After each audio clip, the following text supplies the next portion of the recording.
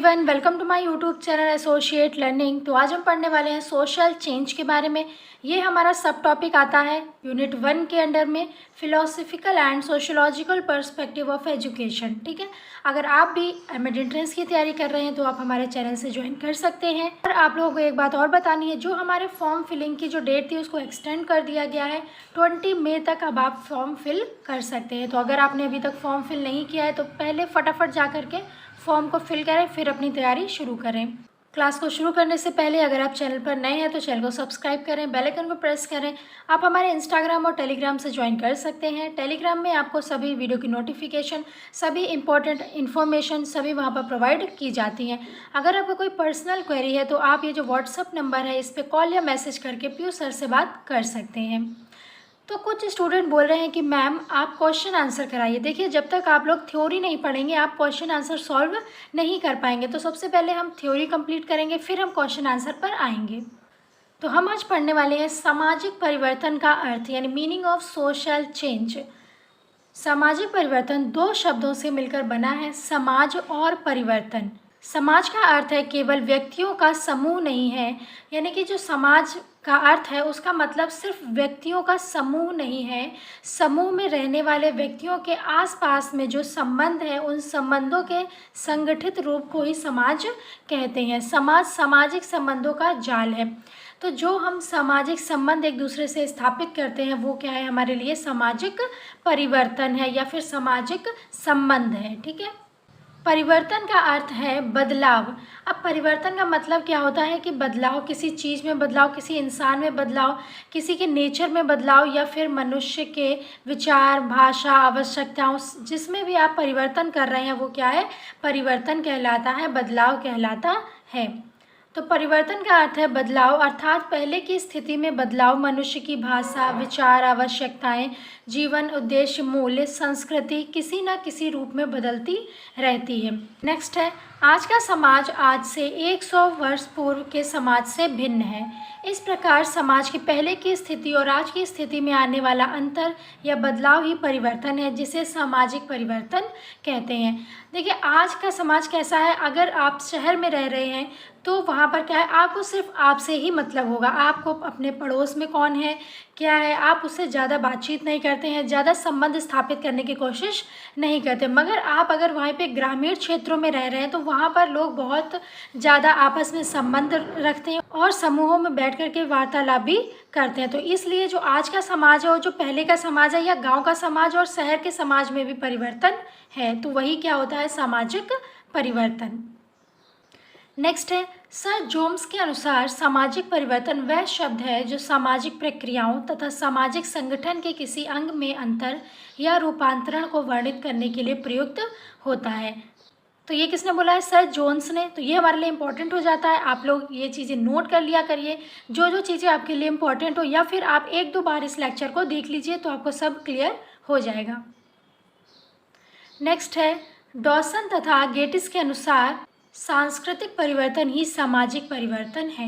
तो डॉसन और गेटिस बोलते हैं कि अगर आपका सांस्कृतिक परिवर्तन हो रहा है तो आपका सामाजिक परिवर्तन भी हो रहा है। तो यानी कि उन्होंने बोला कि सांस्कृतिक परिवर्तन और इज इक्वल टू सामाजिक परिवर्तन। जो सांस्कृतिक परिवर्तन है वही सामाजिक परिवर्तन है।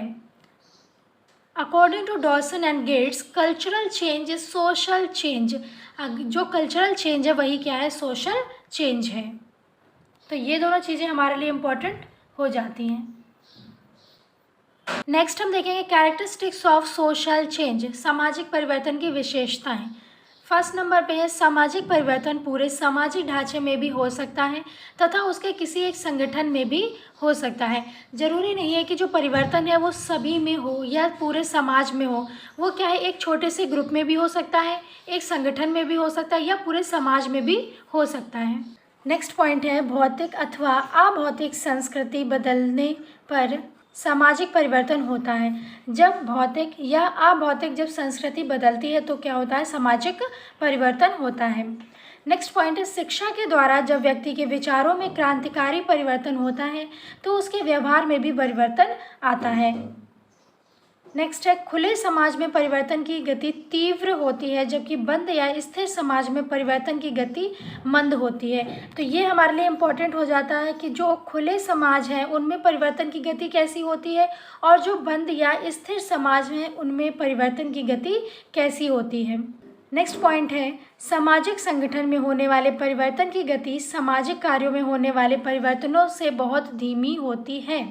आई होप आपको समझ में आ रहा है। अगर आपको समझ में आ रहा है तो वीडियो को लाइक करें, शेयर करें और कमेंट भी किया करें, जिससे हमें भी मोटिवेशन मिलेगा और हम आपके लिए और बेहतर कर सकेंगे। नेक्स्ट पॉइंट है जब सामाजिक परिवर्तन की गति मंद हो जाती है तो एकाएक क्रांति की संभावना बढ़ जाती है तथा एकाएक परिवर्तन होता है।